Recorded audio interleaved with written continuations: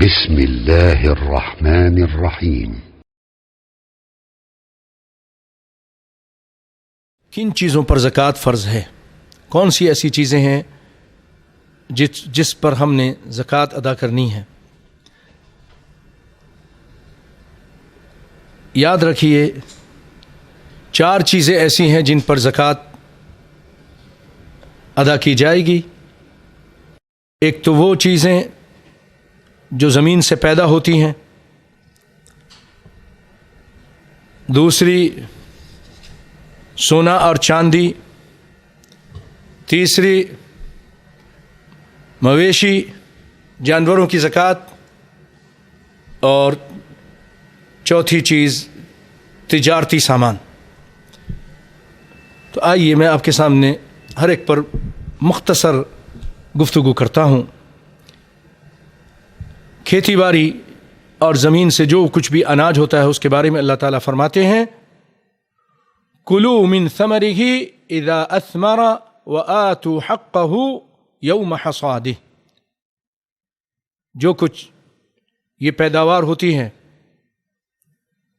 یہ میوے سے، جب یہ تمہیں مل جائے، اذا اثمر، جب یہ ثمر آ جائے، وآتوا حقہ یوم حصادہ، اور اس کا حق کب ادا کرو؟ جب اس کی کٹائی کا دن ہو۔ بھائیو، یہ اللہ کا حکم ہے۔ اس کی زکوٰۃ سال میں نہیں، جب اس کی پیداوار ہو جائے تو پھر زکوٰۃ ادا کرنی ہے۔ اس کے بارے میں آپ صلی اللہ علیہ وسلم فرماتے ہیں فیما سقط السماء والعیون او كان عثریا العشر وما سقی بالنضح نصف العشر۔ بخاری کی روایت ہے یہ۔ کائنات کے امام فرماتے ہیں جو بارانی زمین ہے، جس کو آسمان پلاتا ہے، یعنی اس کی سیرابی بارش سے ہوتی ہے، قدرتی چشموں سے ہوتی ہے، تو اس کے اوپر عشر ہے۔ اور جو ٹیوب ویل یا پیسے دے کر اس کی سیرابی کی جاتی ہے تو اس کے اوپر نصف العشر، عشر کا آدھا ہے، یعنی جیسے 10 من ہے تو اس کا عشر بنتا ہے 1 من۔ 10 کلو ہے مثلا سمجھانے کے لیے، تو عشر 1 کلو، نصف العشر آدھا کلو۔ اور جو زکوٰۃ کا نصاب ہے ان اناج پر، وہ ہے 20 من۔ 20 من، جیسا کہ آپ صلی اللہ علیہ وسلم فرماتے ہیں وَلَا تَجِبُ الزَّكَاةُ فِيهِ حَتَّى يَبْلُغَ نِصَابًا وَهُوَ 5 أوسق۔ یہ جو میں نے پہلے آپ کی عبارت پڑھی، یہ نبی صلی اللہ علیہ وسلم کی عبارت نہیں تھی، یہ مؤلف کی عبارت ہے۔ ہاں، نبی صلی اللہ علیہ وسلم فرماتے ہیں لَيْسَ فِي حَبٍّ وَلَا ثَمَرٍ صَدَقَةٌ حَتَّى يَبْلُغَ 5 أوسق، اخرجہ مسلم۔ کہ دانوں میں اور ثمر میں صدقہ نہیں ہے، یعنی زکوٰۃ نہیں ہے، یہاں تک کہ 5 وسق ہو جائے۔ اور اس 1 وسق میں یہ حساب میں پھر لمبا ہو جائے گا۔ بہرحال اصل میں ان کا سارا وزن کریں تو یہ 20 من بنتے ہیں۔ 20 من ہے تو اس پہ اس کا عشر 2 من ہوگا، 2 من اللہ کے راستے میں، اور نصف العشر 1 من ہوگا۔ اور اس کا جو وزن ہے 612 کلو،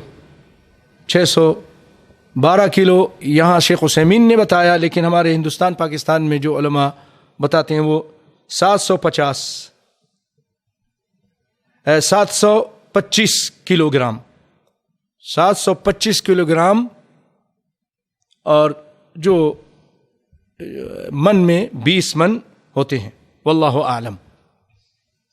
اور یہ بھی یاد رکھیے کہ زکوٰۃ پھلوں پر، سبزیوں پر، تربوز پر اور اس طرح کی چیزیں ان پر نہیں ہے، جیسا کہ سیدنا عمر رضی اللہ تعالیٰ عنہ فرماتے ہیں لیس فی الخضروات صدقہ، سبزیوں پر صدقہ نہیں ہے۔ سیدنا علی رضی اللہ تعالیٰ عنہ کا قول ہے لیس فی التفاح وما اشبہ صدقہ، سیب اور اس طرح کی چیزوں پر صدقہ نہیں ہے۔